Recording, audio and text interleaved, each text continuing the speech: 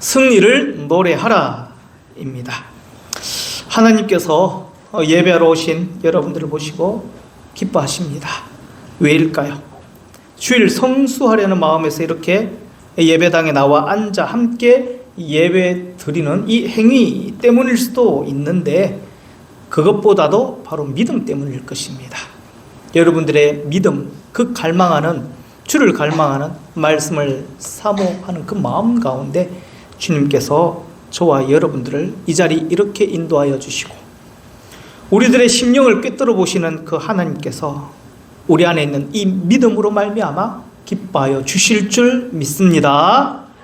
그런데 이왕 우리가 믿음으로 하나님을 기쁘시게 할 것이면 내 믿음이 두려움도 염려도 이겨내는 믿음 되시기를 축복합니다.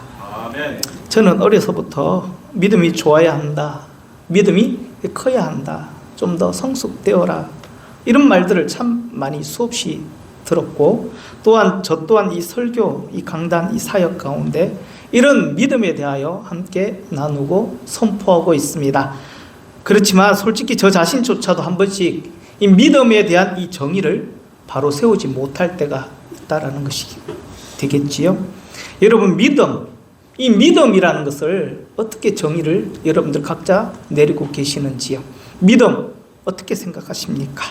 이 믿음에 대한 정의는요, 이 말씀으로 혹은 삶의 형편이나 여러분들에게 주어진 상황, 어떤 또한 분량에 따라 다르게 정의되어질 수도 있겠지만, 오늘 저는 이 믿음을 염려하지 않고 두려워하지 않는 것이라고 정의하려 합니다. 우리에게 허락하신 이 믿음, 이 믿음의 정도를 염려와 두려워하지 않는 것의 수준 정도라고 저는 그렇게 정의를 내리고자 한다는 것이지요. 많은 이들이 하나님을 믿으면서도 염려하고 두려워하는 것이 얼마나 좋지 않은 모습인지 깨닫지 못하고서 그렇게 신앙생활을 하고 있습니다. 누가복음 21장 34절에 이런 말씀을 하고 계셔요. 너희는 스스로 조심하라. 조심하라. 그렇지 않으면 방탕함과 술 취함과 생활의 염려로 마음이 둔하여지고 뜻밖의 그날이 듣과 같이 너희에게 임하리라. 염려는요, 내 마음에 치명적인 영향을 끼친다. 우리의 삶 가운데 생활의 염려는 치명적인 그런 영향을 끼치게 되며 뜻밖의 그날에 나를 넘어지게 하는 덫이 될 수도 있다. 그래서 생활의 이 염려, 방탕함, 술 취함에 대하여 스스로 경각심을 가지고 조심하라, 이렇게 말씀 주고 계시는 것입니다. 시편 20편 7절에는 이렇게 고백하고 있지요. 어떤 사람은 병고 어떤 사람은 말을 의지하나 우리는 여호와 우리 하나님의 이름을 자랑하리로다. 우리는 여호와 우리 하나님의 그 이름을 자랑하리로다. 다윗은 만군의 여호와 이름으로 골리앗 앞으로 나아갔지 않습니까? 그에게 있는 것은 무엇이다? 무기가 아니라 만군의 여호와 그 하나님의 이름이 자신에게 무기와 능력과 힘이 되어주셨다. 그러하기에 그 전쟁터에 나아감에 있어서 결코 두려움이나 염려함이 없었다. 승리에 대한 확신이 그에게 날마다 있었다. 그렇게 고백하고 있는 것입니다. 오늘 말씀 시편 21편 7절에 보시면 이런 말씀이 또한 나와요. 왕이 여호와를 의지하오니 지존하신 이의 인자함으로 흔들리지 아니하리로다. 왕의 인자하심으로 말미암아 내가 흔들리지 아니하리로다. 왕의 손이 왕의 모든 원수들을 일일이 다 찾아내시며 왕의 오른손이 왕을 미워하는 자들을 찾아내리로다. 왕이 노하실 때에 그들을 풀무불 같게 하실 것이라. 여호와께서 진노하사 그들을 다 삼키시리니 불이 완전히 그들을 소멸하리로다. 이런 구원의 그 확신, 전쟁 승리의 그 확신이 이 다윗 가운데, 찬양 가운데 온전히 녹아있더라는 거예요. 사랑하는 성도 여러분, 다윗은 하나님께서 정말 이 자신을 이 원수의 손에서 구원하시고 이기게 하신다고 그렇게 믿고 있었던 것입니다. 그러나 우리는요, 다윗보다 더 확신을 가져야 될 사람임을 믿습니다. 왜죠? 왜 다윗보다 더 큰 확신 속에 우리는 그러한 삶을 살아가야만 할까요? 우리는 십자가에서 보여주신 하나님의 사랑을 알고 있습니다. 또한 하나님의 구원을 알고 깨달은 존재이기 때문에 그렇습니다. 하나님의 사랑, 하나님의 구원을 알고 있기 때문에 그러하다는 것이겠지요. 로마서 5장 8절에 이런 말씀이 나와 있어요. 우리가 아직 죄인 되었을 때에 예수 그리스도께서 우리를 위하여 죽으심으로 말미암아 하나님께서 우리에 대한 자기의 사랑을 확정하셨느니라. 여러분들, 우리를 위하여 죽으심은 바로 우리를 구원하시기 위해서 아직 죄인 되었을 때 그때부터 자기의 사랑을 확정케 하시기 위한 하나의 증표라고 그렇게 말씀을 주셨습니다. 얼마나 우리를 사랑하셨는지, 삶 가운데 승리하기를 원하시는지 그 하나님의 지독스러운 그 사랑의 그 증표를 우리 가운데 확정적으로 보여주셨다. 말씀이 그렇게 기록되어져 있습니다. 그러나 많은 성도들이 교회를 다니고 예수님을 믿는데도 어때요? 하나님의 능하신 손보다는, 하나님께서 주신 승리의 그 약속보다는, 십자가를 통하여 보여주신 사랑의 그 확증보다는 지금 내 앞에 현실적으로 만난 이 어려움과 이 고통들이 오히려 말씀보다 더 크게 느껴지더라는 것입니다. 그 말씀의 능력이 우리 가운데 이만큼 주셨는데 내 앞에 내가 보는 이 현실이 그 말씀보다 더 커서 그 말씀을 짓누르고 그 말씀을 감싸고 그 말씀의 능력들을 보지 못하게 만들고 있더라는 거예요. 그래서 우리는 어때요? 말씀으로 말미암은 것이 아니라 우리 내 눈앞에 보이는 이 현실들로 말미암아 결국에는 넘어지고 좌절하고 실패하고 포기하며 소망을 잃어가게 되더라. 그게 바로 우리의 인생, 우리의 연약한 모습이더라. 그렇게 우리는 깨닫게 되는 거예요.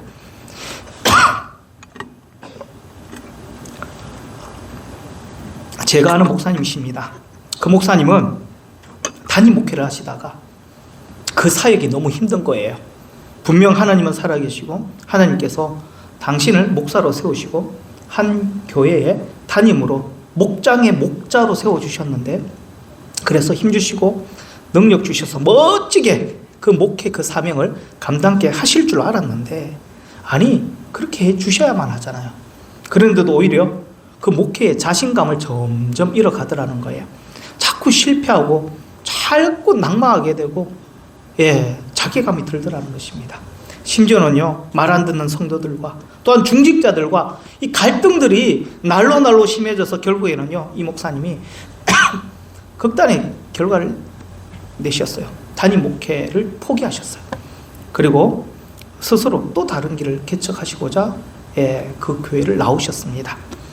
그리고는 카페 교회, 예전에 카페 교회를 이렇게 다시 한번 더 개척하시고서는 그곳에서 이 목사님 나 이렇게 재미나게 사역한다 그러시면서 그렇게 사역하시더라고요. 한간에 그분 때문에 참 노예에서 말들이 많았습니다. 가불논박 참 말들이 많았어요. 그렇게 목회하는 것도 맞나? 이 사람을 목사라고 해도 될 것인가? 이렇게 카페 교회가 과연 성경적 개념의 교회인가? 뭐 이런 등등의 이야기가, 신학적 논란도 많았고, 그리고 또 이중직에 대한 일들도 참 많았습니다. 그래서 참 그분 때문에 노예가 한번 이렇게 어수선했던 적이 있었어요. 그러나 제가 지금 이야기하고 싶은 것은 그분이 그렇게 사역하셨던 그것이 맞느냐 아니냐라는 것보다 목사도 목회 현실 앞에 무너지더라는 거예요. 이 현실, 이 목회 현실, 그 앞에서 목사도 한없이 연약한 인간이었다라는 것입니다. 한 번은 그분이 저에게, 이 목사님, 제가 이렇게 목회하는 것이 맞을까요? 분명 하나님께서 살아계시는 것 맞겠지요. 하나님께서 내 편이 되어주시고 주님께서 나를 세워주셨으니 주님께서 이 목회를 결국 책임져 주시겠지요. 그 이면에 그의 믿음이 흔들리고 있다는 사실을 깨달았습니다. 점차 이 목회의 두려움이 생기기 시작하셨고, 많은 염려로 말미암아 결국 그 담임의 자리를 결국에는 내려놓게 되었습니다. 여러분, 아무리 목사라도 현실의 벽 앞에선 믿음이 흔들릴 수 있습니다.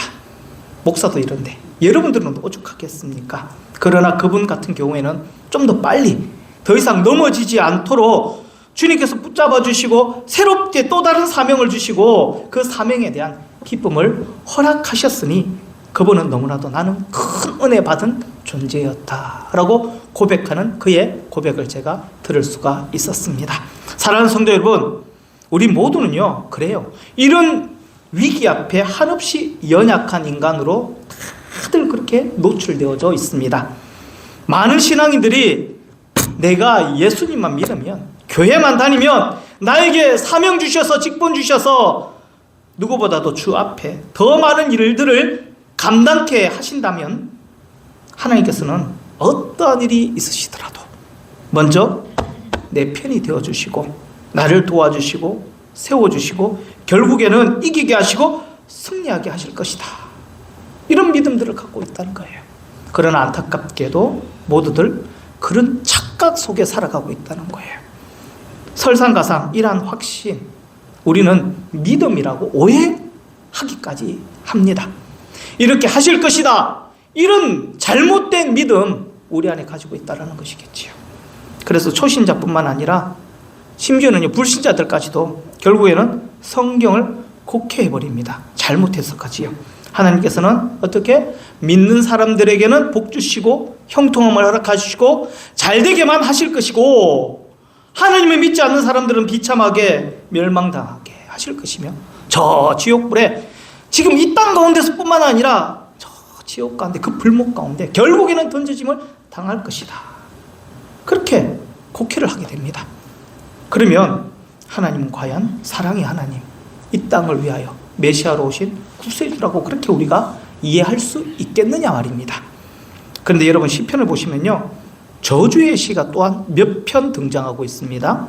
그 중에서도 여러분 시편 109편에 보면 다윗이 진짜 정말 미워하는 이 대적들이나 원수들에 대하여 아주 신랄하게 이 땅에 존재하는 모든 욕들, 저주들을 다 가지고 와서 저주하는 그런 내용들로 기록되어져 있지요. 나중에 시간 됐을 때 한번 시편 109편을 보십시오. 와, 대단합니다. 예를 들면 시편 109편 6절에 이런 말씀이 나와 있어요. 악인이 그를 다스리게 하시며 사탄이 그의 오른쪽에 서게 하소서. 그가 심판받을 때에 죄인이 되어 나오게 하시며 그의 기도가 죄로 변하게 하소서. 그가 하는 모든 기도가 뭐다? 죄가 되게 하소서. 그의 연수를 짧게 하시며, 무슨 말이에요? 빨리 죽으라는 거죠. 그의 직분을 타인이 빼앗게 하시며 그의 자녀는 고아가 되고 그의 아내는 과부가 되며 그의 자녀들은 유리하며 구걸하고 그들의 황폐한 집을 떠나 빌어먹게 하소서. 참 못됐다, 맞죠? 어떻게 다윗이 하나님의 복을 한없이 받아 누렸던 이 다윗이 하나님께서 내 이뻐하는 자다, 의로운 자다 칭찬하고 함께 하셨던 그 다윗의 그 입에서 어떻게 이런 욕들이, 이런 저주들이, 아유 109편 보시면요 엄청 길어요. 쫙 이렇게 쏟아내고 있는데, 그런데 또한 한편으로는 얼마나 힘들었으며 얼마나 이 다윗도 이런 위기와 어려움과 고통 가운데 염려하고 고민으로 가득 찬 삶을 살아냈으며 이런 식으로 이렇게까지 이야기를 하고 찬양을 했을까라는 생각이 들 정도라는 사실입니다.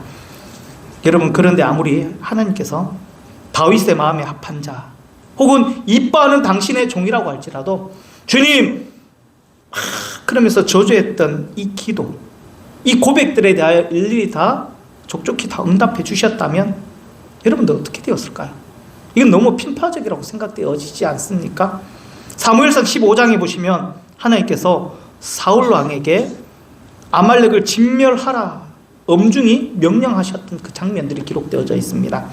지금 가서 아말렉을 쳐라. 그리고 그들의 모든 소유를 하나도 남기지 말고 진멸하되. 진멸이 무슨 뜻이에요? 생명의 호흡조차, 실마리 같은 그 생명의 호흡조차 그곳에 남기지 말고 다 멸절시켜 버려라. 심지어는요, 남녀, 소아, 그리고 젖 먹는 아이와 우양, 낙타, 나귀를 다 죽이라 하셨으니, 이렇게 기록되어져 있습니다. 하나님께서 이 아말렉, 이 못된 놈들 너희들이 죽여. 그건 결정은 네가 해야 돼. 죽이든 말든 어떻게 한번 해보지 않으렴? 생각해 보지 않으렴이라고 권유하신 것 아닙니다. 하나님께서 명령하셨습니다. 다 죽여라. 한 사람도 아이도 남겨놓지 말고 다 진멸하라. 이건 강력한 하나님의 명령이셨습니다. 그러니까 우리가 이 말씀을 접할 때 아무리 그렇다고 해도 하나님 이건 너무 하시지 않는가라는 생각이 당연히 들 수도 있는 반면에 우리 믿음의 사람들은, 교회 다니는 사람들은 또한 어떻게 생각할까요? 옳거니 잘하셨습니다 하나님. 그게 답이지요. 저 아말렉 같은 저 원수놈들 다 죽고 완전히 씨를 하나님께서 말라버리셔야 당연하지 않습니까? 그렇게 생각하는 분들도 아마 계실 것입니다. 그래서 우리는 한 번씩 그런 생각을 하지요. 우리 예수 믿는 사람들의 믿음이란 너무 이기적이고 너무 욕심적이지 않을까라는 생각을 해보게 됩니다.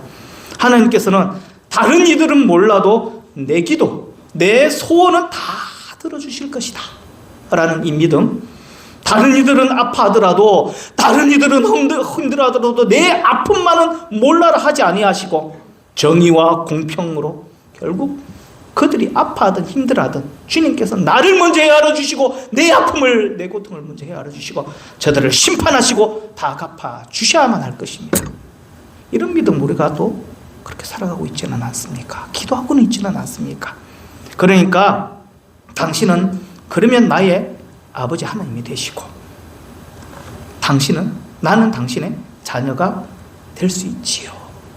이런 식의 이 성립을 우리가 은근히 기대하면서 이기적인, 욕심적인 그런 바람으로 우리가 하나님 앞에 나아가고 있지는 않습니까? 우리 예수 믿는 사람들이 잘못된 기도를 하고 있더라고요. 잘못된 마음으로 주님 앞에 엎드려 구걸하고 있더라고요.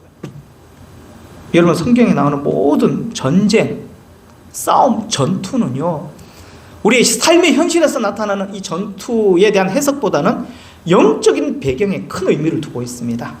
그러니까 여러분들, 저 사람 죽어야 되지요, 잘못되어야 되지요, 망해야 되지요, 이것보다는 우리의 죄와 저주에서 구원하시려는 하나님을 대적하는 그 사람들로 말미암아 영원히 죄와 멸망의 자식 되게 만들려고 하는 이 악한 마귀와의 이 괴계와의 싸움, 이 악한 마귀의 괴계와의 싸움을 지금 두고 이야기하는 것입니다. 다시 말해서 성경에서 말하는 모든 전쟁적 이야기는요, 하나님의 자녀들이 현실적으로 우리가 얻을 수 있는 이 승리를 넘어서서 특별히 영적인 승리, 마귀를 쳐서 멸하시는 하나님의 승리에 대한 확신을 우리 가운데 보여주시려고 전쟁에 대한 이야기를 하시는 거예요. 우리 가운데 우리의 마음, 우리의 심령, 우리의 영혼에 대한 전쟁에 대해서 지금 계속 말씀해 주시려고 전쟁 역사를 계속 성경 가운데 거론하고 계셨던 것입니다. 마귀를 멸하시는 하나님의 승리에 대한 확신인 것입니다. 하나님의 구원 계획을 꺾으려는 이 마귀에 대한 영적 승리를 노래하는 찬양이 오늘의 21편의 찬양이라는 것입니다. 여러분, 그런데 이러한 영적 전쟁은요, 이미 십자가에서 끝났어요. 예수님께서 십자가에 죽으실 때 뭐라고 마지막으로 고백하셨지요? 예수님께서 십자가에 돌아가실 때 마지막 다 이루었다. 결국 다 이루었습니다. 승리하셨던 거예요. 그런데도 어때요? 왜 여전히 마귀는 우리의 삶 가운데 역사하고 그리스도인들은 고난도 당하고 신뢰도 당하고 좌절하고 염려 가운데 고통하고 힘들어하는 일들이 우리 가운데 끊이지 않고 있나요? 주님께서 다 이루었다 하시면 그냥 끝나버리면 그냥 천국이 이 땅 가운데 도래하고, 맞죠? 그냥 완전히 모든 것 심판 다 끝내버리고 주님께서 그때 다 이루었다 하셨으면 그냥 끝내버리면 될 거잖아요. 그런데 분명히 다 이루셨다라고 말씀하셨는데도 지금 이러한 아픔들과 고통과 어려움, 현실에 대한 이 낭망들이 우리 가운데 왜 계속 쭉 이어지고 있단 말입니까? 베드로서 3장 9절에 이런 말씀이 나와 있어요. 주의 약속은 어떤 이들이 더디다고 생각하는 것 같이 더딘 것이 아니니라. 오직 주께서 너희들을 대하여 오래 참으사 아무도 멸망하지 않고 다 회개하기에 이르기를 원하시느니라. 만약 지금 사단을 영원히 지옥에 결박하신다면 사단에게 사로잡혀 있는 자도 함께 결국에는 지옥에 가게 될 것입니다. 그 사람들 중에서는 누가 있을까요? 저와 여러분들도 있을 수도 있어요. 하나님께서 지금 이 땅에 다 이루었다 하심으로 말미암아 당장 오셔서 세상을 심판하시고 천국 갈 자, 지옥 갈 자 딱 나눠버리시면 어떻게 될까요? 여러분들 자신 있으십니까? 그래서 주님께서 좀 더 유예 기간을 저와 여러분들에게 주시고, 여러분 사랑하는 가족이나 친지, 사랑하는 사람들도 아마 여기에 다 포함되어져 있을 거예요. 다 회개하기를 기다리고 계신다라는 사실인 것입니다. 그러나 그래서 우리는 다행인 거예요. 아직 주님께서 우리가 엎드리고 회개할 수 있는 기회를 다시 한 번 더 돌아서고 주의 말씀 안에 다시 세워지고 성장할 수 있는 그 기회를 저와 여러분들에게 허락하신 것. 그래서 인생 가운데 고통 가운데 살게 하시고 광야의 길을 걷게 하시면서까지 그 유예를 우리 가운데 허락하여 주신 것입니다. 이제 곧 주 예수님은 이 땅 가운데 재림하시고 하나님의 나라가 이 땅 위에 반드시 임하실 거예요. 복음은 땅 끝까지 모든 민족에게 전해지게 될 것이며 하나님의 심판은 임할 것이며 마귀의 세력은 완전히 사라지고 죄의 권세도 사라지게 될 것입니다.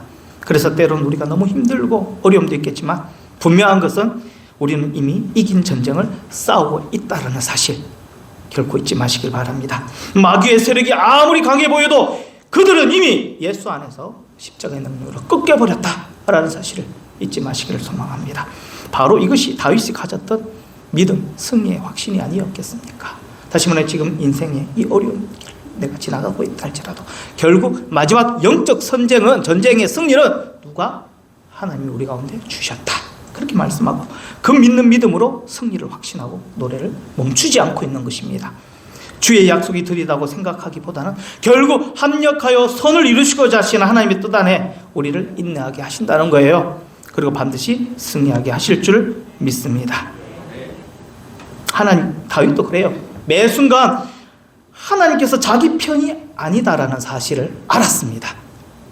다윗이 충복 우리아의 아내 바세바를 범하고서는 우리아를 적의 손에 내어 죽게 만들었지 않습니까? 어떻게 보면 이것은 다윗 안에 있었던 명백한 간음이고 살인죄입니다. 그때 하나님께서는요 나단 선지자를 보내서 다윗을 바로 심판하려 하셨지요. 그때 다윗의 신분은 어떠했습니까? 나단 선지자를 마주했던 그 신분, 하나님으로부터 받았던 그 훈계와 책망을 받았던 그때 그 신분은 왕이었습니다. 그래서 연약한 이 선지자를 쥐도 새도 모르게 바로 그 자리에서 단칼에 죽여버릴 수도 있었습니다. 그리고 자기 죄를 덮어버릴 수도 있었지만 오히려 그는요 신하들 앞에서 꼬꾸라져서 하나님께 자기 죄를 자백하고 회개했다라는 것입니다. 아, 하나님께서도 이렇게도 하시는구나. 하나님께서 이렇게도 하시는구나. 항상 복 주시고 은혜 주시고 품어 주시고 승리케 하시고 찬양하게 하시고 이렇게만 하실 줄 알았는데 너 잘못됐다. 징계도 하시고 훈계도 하시고 망하기도 하시고 꼬꾸라지기도 하시는 그 하나님을 깨닫게 되니까 그냥 그가 하나님 옆에 엎드려 넘어질 수밖에 없었던 것입니다. 하나님, 날마다 하나님 함께 해주실 줄 알았는데 내 죄를 그냥 묵과하지 아니하셨군요. 내가 엎드려 회개하기를 원하시는 하나님 앞에 엎드려 자복하고 울고 살려달라고 그렇게 애행하고 부르짖고 있었던 것입니다. 사랑하는 성도 여러분, 우리 모두 이것만은 명심하십시다. 저는 한동안 하나님이 정말 살아계신다면 내 삶도 풍성한 삶으로 형통한 삶으로 살아낼 수도 있고 우리 교회도 그래요. 무조건 부흥될 줄 알았어요. 무조건 성도들 복 받아 잘 먹고 잘 살 줄 알았습니다. 적어도 저에게 또한 목사로 사명 주시고 세워주셨으면 어떻게 해주셔야 돼요? 각종 여러 은사를 주셔야 되잖아요. 막 손마음은 뻑뻑 났고 막 축복하면 막 그냥 사업이 번창되고 갑자기 뭐 벼락부자 되고 막 놀라운 일들을 뭐 허락하여 주실 줄 알았습니다. 저한테 강력한 용건도 주시고 예수 이름으로 그러면 뭐 그냥 다 넘어지고 막 방언하고 뭐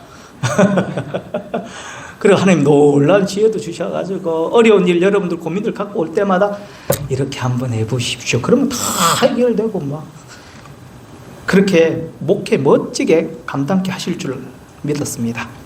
그래서 저는 불신과 좌절과 낙심에 빠져버린 거예요.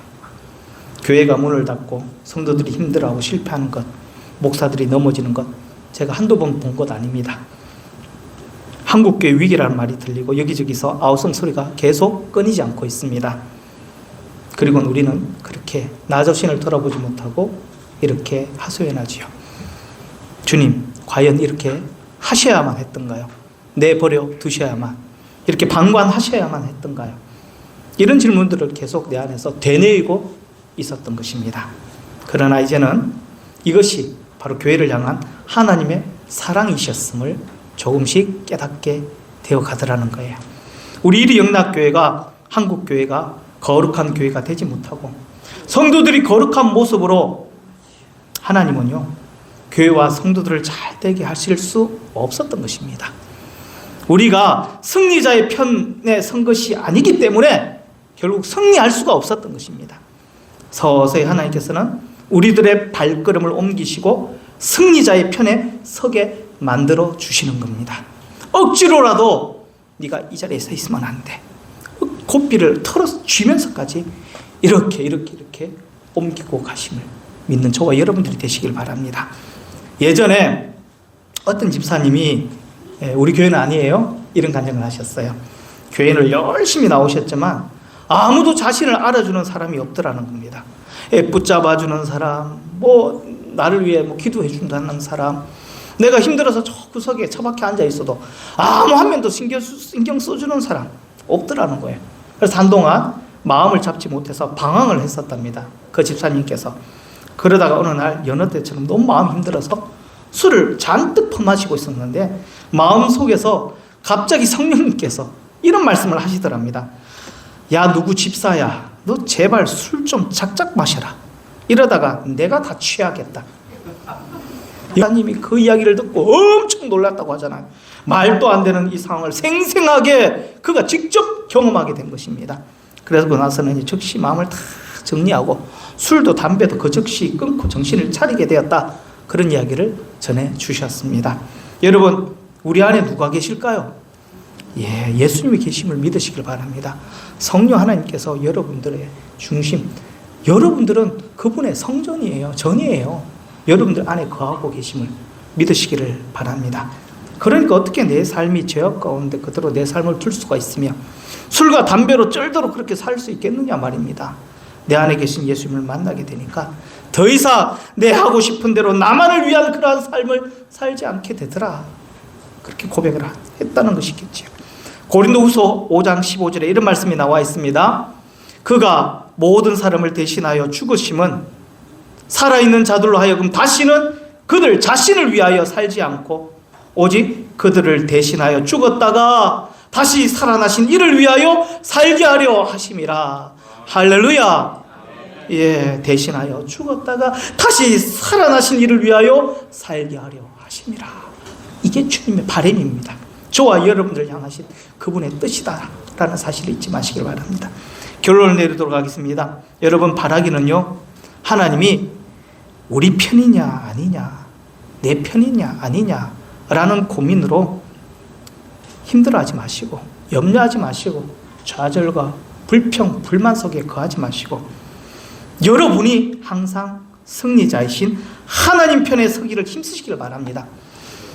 주님께서 나에게 어떻게 해주시기보다 내가 주님 앞에 지금 어떤 모습으로 어느 편에 어느 자리에 지금 서 있는지를 먼저 한번 체크해 보시라는 말입니다.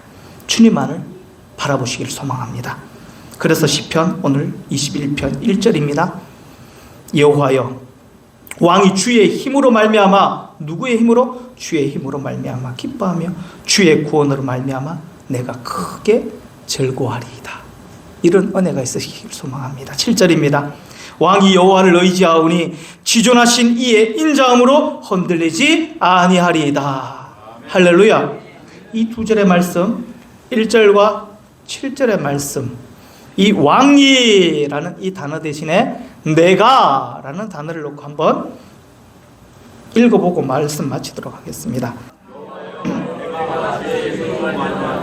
기뻐하며 주의 구원으로 말미암아 크게 즐거워하리다. 누가? 내가 주의 힘으로 말미암아 기뻐하며 주의 구원으로 말미암아 크게 절구하리다. 승리의 노래를 부를 수 있기를 소망하며 7절입니다. 7절 같이 한번 내가 같이 읽어보도록 하겠습니다. 시작. 지존하신 이의 인자함으로 흔들리지 아니하리이다. 이 말씀이 저와 여러분들의 고백이 되시기를 예수님의 이름으로 축원합니다. 아멘. 기도하시겠습니다.